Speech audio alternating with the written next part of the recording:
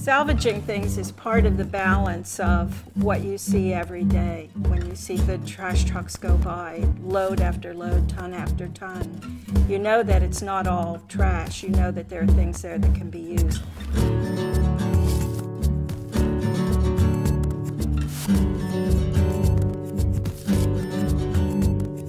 Architectural salvage are the parts and pieces of houses, all the things that are affixed.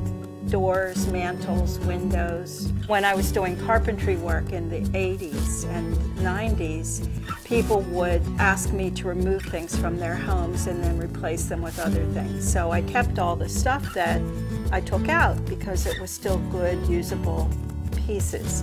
We decided to open an architectural salvage business and have all of these pieces available to the public in Philadelphia at reasonable prices.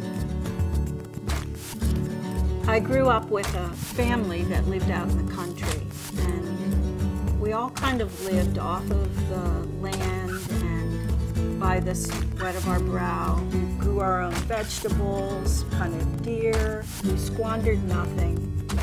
You used everything that was around you, and that philosophy never left me.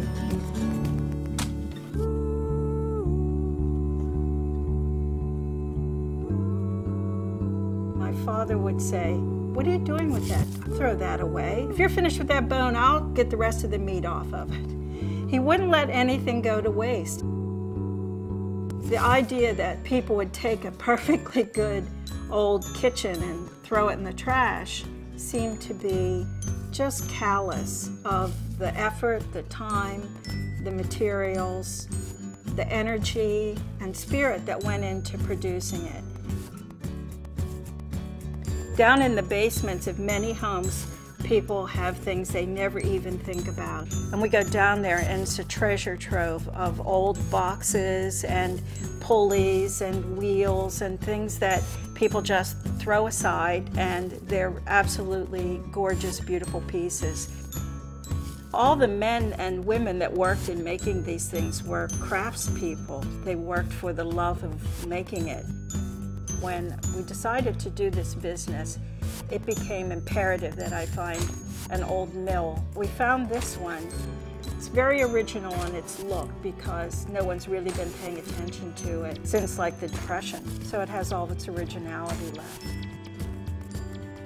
I have children that are 8 years old that come in and are fascinated. And I have older people up to like 90 years old still buying salvaged items. There's something emotional about what I sell that someone in any age group can embrace. That door that's 100 years old is going to be here for another 100 years, and it's going to serve everybody well that passes through it. They touch that doorknob, they're stimulated by the memories of their childhood and their grandparents. We salvage because it's a human necessity, I think, to save things, and then that life goes on.